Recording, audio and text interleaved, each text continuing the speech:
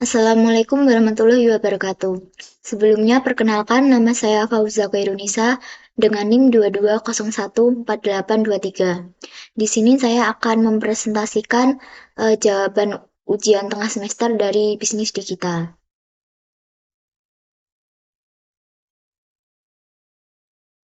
Nah, di sini ada judul dan deskripsi singkat. Di sini dari soal UTS-nya kita akan mengembangkan platform pendidikan online. Nah, deskripsinya itu sebuah perusahaan startup berencana untuk mengembangkan platform pendidikan online yang menyediakan kursus dalam berbagai bidang mulai dari ilmu komputer hingga seni dan musik. Dan mereka ingin menciptakan pengalaman belajar yang menarik dan efektif bagi para pengguna. Oke, eh, soal yang pertama yaitu tantangan utama mengembangkan platform online.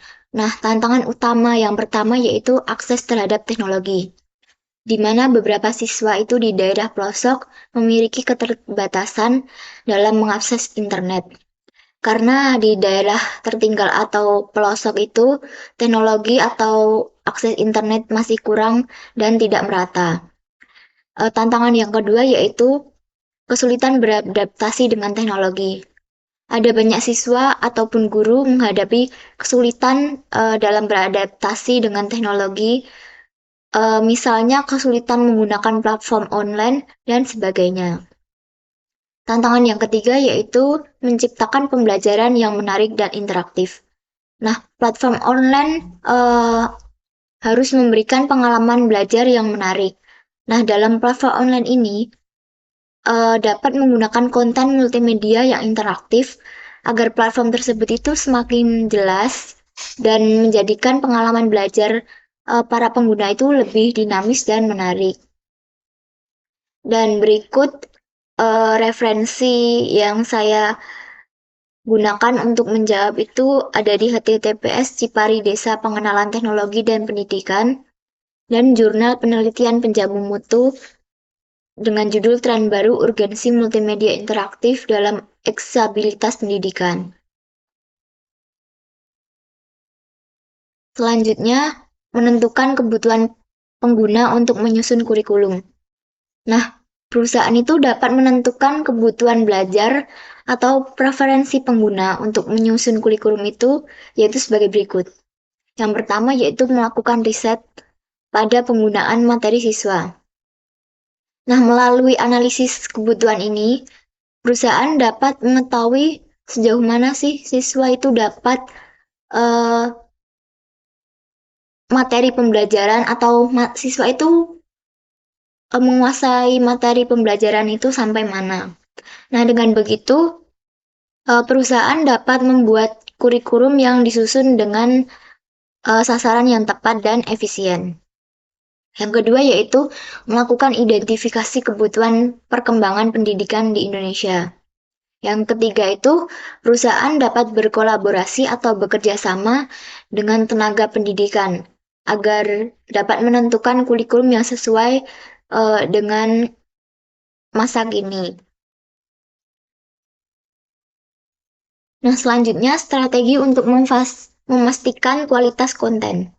Nah, strategi yang dapat diterapkan oleh perusahaan itu yaitu uh, platform dengan cara memperbarui konten dalam platform secara berkala untuk mengikuti perkembangan materi pembelajaran terbaru. Dan juga dapat memastikan sumber konten yang dimasukkan di dalam platform pendidikan itu dari sumber yang terpercaya.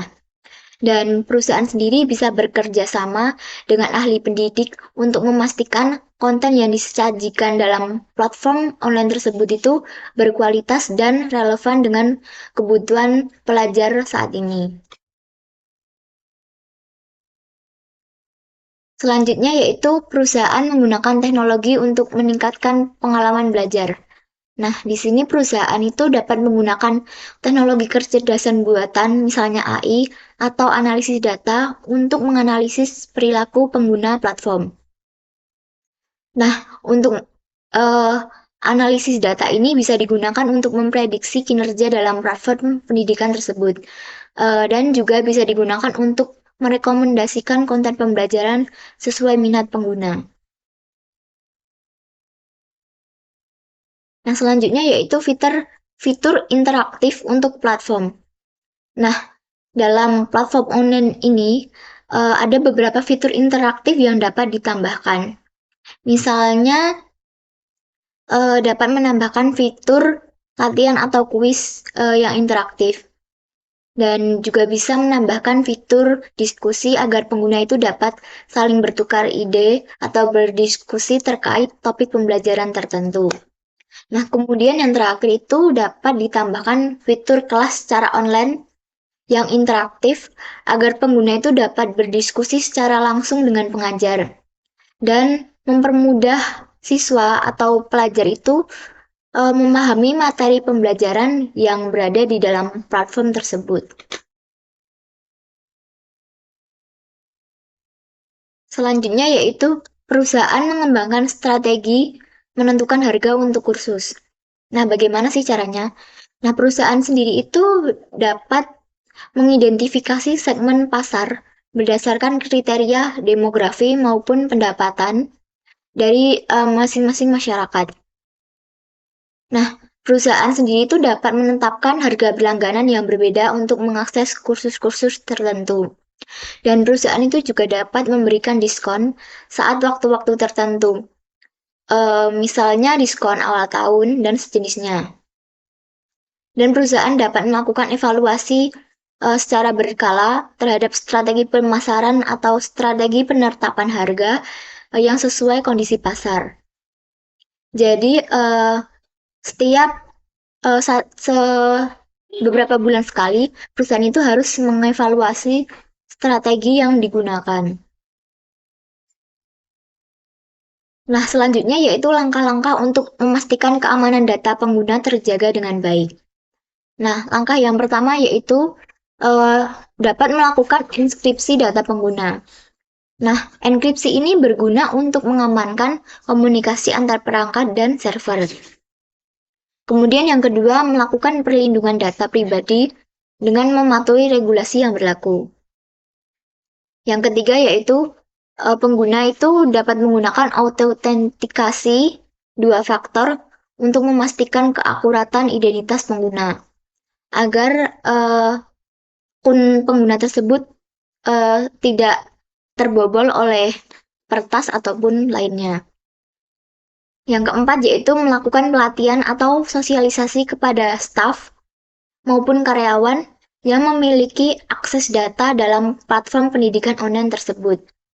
Nah, dikarenakan sekarang ini marak hacker yang sering menggunakan data yang tidak bertanggung jawab, maka karyawan atau staf yang memiliki akses data itu perlu sekali untuk diadakan sosialisasi atau pelatihan agar mereka itu paham bagaimana cara penanggulangan jika ada data atau jika ada data pengguna yang bocor begitu ya. Yang terakhir yaitu melakukan pengecekan keamanan secara berkala. Dan perusahaan itu dapat mengupdate kerentanan sistem dalam platform pendidikan online. Selanjutnya, perusahaan itu mengukur keberhasilan platform itu dengan cara bagaimana? Nah, perusahaan itu dapat mengukur keberhasilan platform itu dengan melakukan analisis data untuk memantau kinerja platform, seperti tingkat kepuasan pengguna atau tingkat partisipasi pengguna dalam platform tersebut. Selanjutnya, melakukan evaluasi untuk mengukur kemajuan pembelajaran pengguna setelah menyelesaikan pembelajaran dalam kursus. Nah, selanjutnya perusahaan dapat melakukan survei atau meminta pengguna untuk memberikan kritik ataupun saran dalam pembelajaran dalam platform online tersebut. Misalnya setelah semua kursus sudah dilakukan, setelah akhir kursus, dalam platform tersebut pengguna dapat mengisi sebuah survei terkait pembelajaran begitu. Terima kasih. Mungkin itu saja yang dapat saya sampaikan dari presentasi saya. Kurang lebihnya mohon maaf. Wassalamualaikum warahmatullahi wabarakatuh.